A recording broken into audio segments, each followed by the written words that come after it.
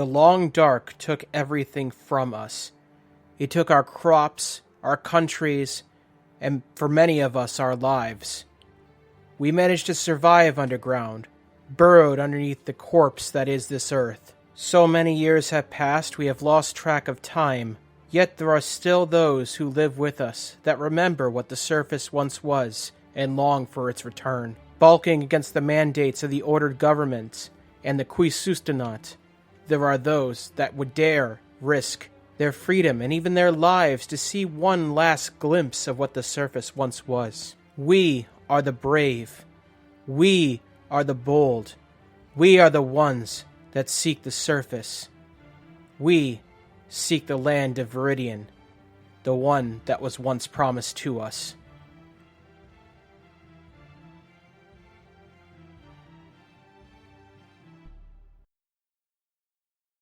All right, so you were attending the bar, Azim was out cold, there was a bounty hunter on your tail, so take it away. And yeah, the most recent one is the one why I'm like furiously getting Krusk's attention. So once I stop him from like basically running into the bounty hunter dude, I'm gonna like wave him over. I come over.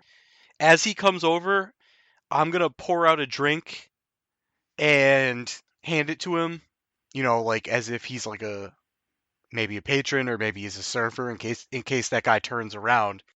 And I'm gonna like really like low volume be like bounty hunter and then nudge my head towards that guy again. He's leaving currently. Once he's like definitively out the door, Yeah. you know, just in case he's like listening at the door or something, I'd be like, let the chef know that business is good. And I'm gonna eyes over to where the bounty hunter just was. He's gone. What was the name of the town we started in? Newton. Alright, I'm like, that's a guard from Newton. What's he here for? Looking for 3 runaways, apparently. Did he give any names or descriptions? Someone who looks a lot like me, and escaped prisoner companion, and young lady. Human. And I like sniff pointedly. Oh, did he leave for now? It might be better if he was to find us, if he found us out there, and I gotta like gesture vaguely in an out-of-town direction, or we can just keep going about our business, and if we see him again, we could settle this. Yeah, I agree. Let's take care of the shop first, but after that, we need to prioritize getting out of here. Because if he comes back and sees us, there's gonna be trouble. We've got to find a way to keep a low profile. I mean, you and I, in particular, are very recognizable people. Azim, what are your grog wreckers? Some guy at the bar says. Greetings. What did you say you wanted? A grog rocker? Where did magic teats go? They were replaced by a magic something else. Let me get that drink made for you. Alright, he puts 10 silver on the bar. Alright, yeah, I'm gonna make him his drink, and over to Krusk, I'm like, you should let Embrin know. Alright, so where's Embrin? Do I know where she went? Yo, Embrin, are you still in the kitchen? I'm gonna make the perfect deviled eggs plate! I believe that's a yes. I picture Embrin back there just like stewing and thinking, when am I gonna get the first order? What are they gonna order? How am I gonna do? What's gonna look like? Can I do this? I have to do this. Like, I'm just stewing in it. Like, figuratively, at my post, I'm just, like, having back to those, like, first shift days. Like, I didn't miss this feeling. Except I did. But I didn't! Oh, what do I do? Oh man, is she saying all this stuff out loud? Oh, this is completely internal dialogue. Like, you get in there and she's, like, staring at the wall with, like, a weird blank intensity. Like, she's there, but it takes a second to get her attention. Whoa! Krusk! Oh! Did someone order something? No, listen. There's a bounty hunter looking for us. Heh, what? Visibly pissed. That's not the kind of excitement I was going for tonight. Yeah, that's not the action I wanted either, but listen. We have to keep a low profile. After we're done here, we need to get out of this place, find out where this guy is, and take care of him. Really? Ugh, that's so much energy. Can't we just kite him until we have to deal with him? Look, he's not going to stop until he finds us one way or the other. If we want to get to the surface, we have to take him out quick. Yeah, I don't know, maybe this is weird logic, but if we take him out quick, that might not send the message that we want, and then they'll send more. Whoever they are, anyway. So what do you suggest? I gotta think. Lydia needs to pull on Embrin knows more military strategy than me. Cool, so what exactly are you trying to research? I guess, like, what I'm thinking is, okay, not that this guy is literally a scout, but imagine he was a scout, right? They send him out, and we immediately nip him off. What does that tell the It enemy confirms force? that he was in the right place. Yep, canary in the mine. For one. And for another, one guy isn't enough to do the job. Maybe. Or the way that he gets killed is gonna tell them more that they need to know. Yep. So, that's what I'm thinking. Is we try and shake this guy as much as we can, kite him, and if it comes to blows, then so be it, but I don't know if head-on is quite the way to do it. If we do manage to shake him, that would solve our problem, at least in the short term. It is short-term, it is, but, like, it's better than immediately getting the full investigative team on us, you know? You know, we haven't had a chance to have a conversation about it yet, but, like, I'm just gonna remind you guys how fucking white bread Carric is. He's lawful good. He's not just gonna be down with, yeah, let's go kill that motherfucker. Like... Alright, well, I feel like Embrin's gonna, like, take Krusk through a quick version of what I just said, using, like, pieces of food and, like, salt shakers as props to better visually illustrate what she's talking about. And then leave it off with, we do have to come up with an idea, we do have to act, but we can't do it right now. So, what's the bartender's name? It ain't Carric. Oh man, he wasn't there to overhear Malbert. Malbert Thunder Mountain, the second greatest player in the game. Alright, maybe I'll do this. Oi, barkeep! Carric's like out there like, okay, Krusk is in back, Embrin's in back, now Embrin's calling me in back. So I'm just gonna like slide over to where the door to the kitchen is and keep my eyes out on the bar, you know, so there's not vagrants just like helping themselves to liquor. And I'd be like, what's up? Okay, my name's Dovely. What's yours? This is a hushed whisper. Malbert Thunder Mountain. He sounds like proud of himself. Nice. Okay, looking at Krusk, what's your name? Krusk. No. Oh my god. Zoob, please give him inspiration for that. I agree. Wow. That was That probably was the most amazing. on-brand thing I've ever recorded. Wow. That makes so much sense, too. Wow. What Embrin is asking is what you want your alias to be. Oh, right. Call me Stonefang, I guess.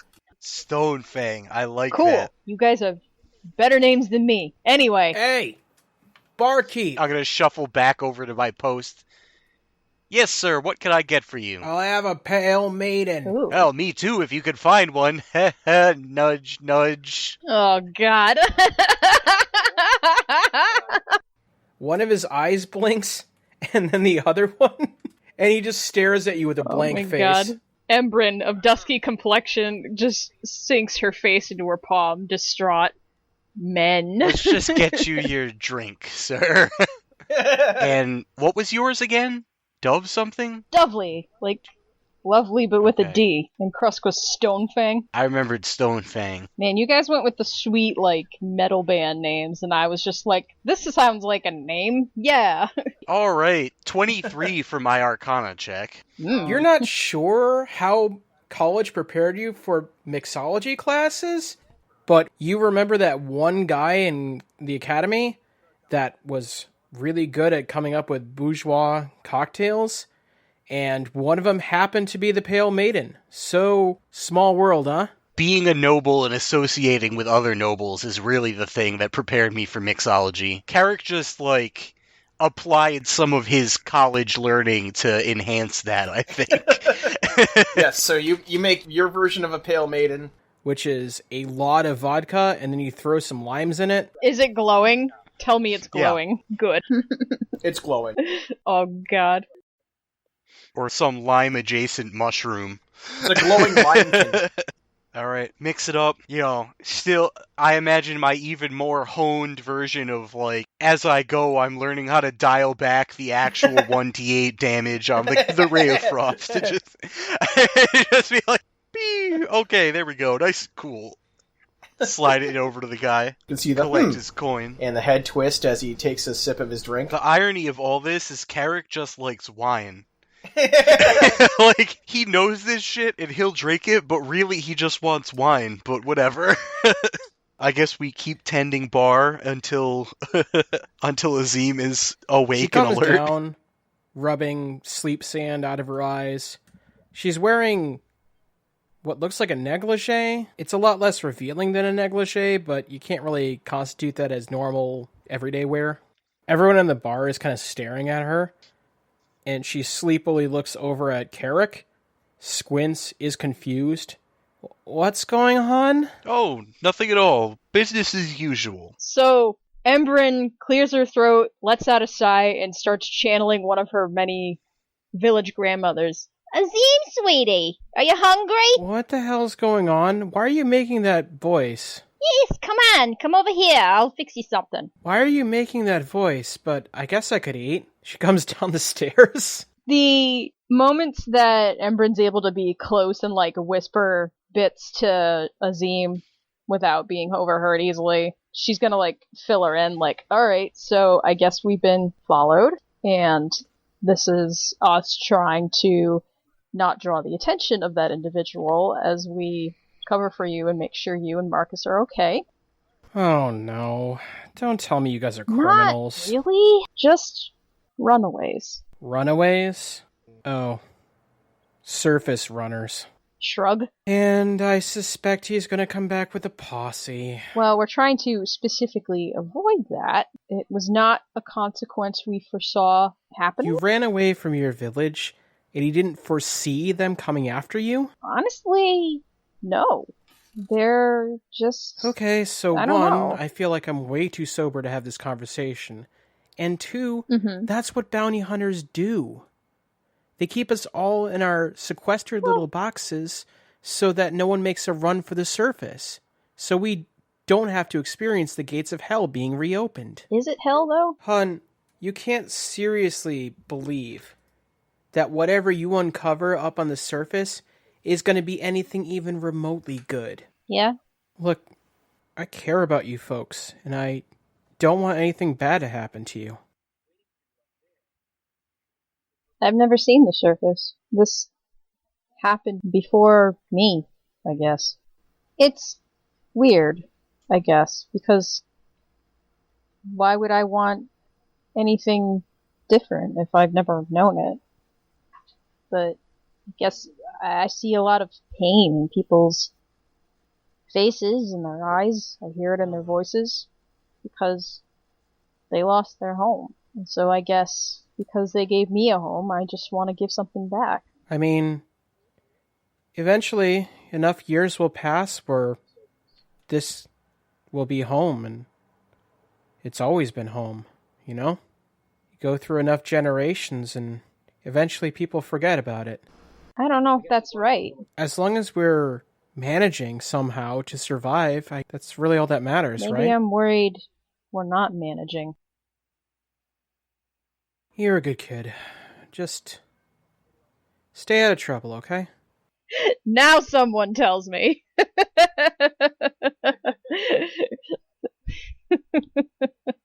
Azim walks over to the bar. All right, let me take over. I'm just like, hey, look, I haven't been doing half bad. I pull out the cash box and show her. She nods. Yeah, as it turns out, if this whole controlling the cosmic forces of the universe thing doesn't work out for me, I have a backup plan now. Well, the world's always going to need more bartenders, I guess. Yeah. Hey, would you believe a gentleman came through here and told me that he was looking for someone of about my build with about dusky dark almost blue skin Yeah, Embrin With- just told me about all that. with purple eyes and gold flecks in it? Yeah, no, it was fun convincing him that he had the wrong guy. Yeah, honestly, I wouldn't stay much longer here if I was you. Oh, my plan was to be out of here as soon as possible. We're still gonna try and find your two missing friends, because we owe you that much. Yeah, I'm starting to worry about them. It's been a long time. Beginning to wonder if something happened to them. I think after Marcus we can assume that something certainly did. The question is how permanent it is. Yeah, I'm gonna go ahead and take over bar now, okay? So, Certainly,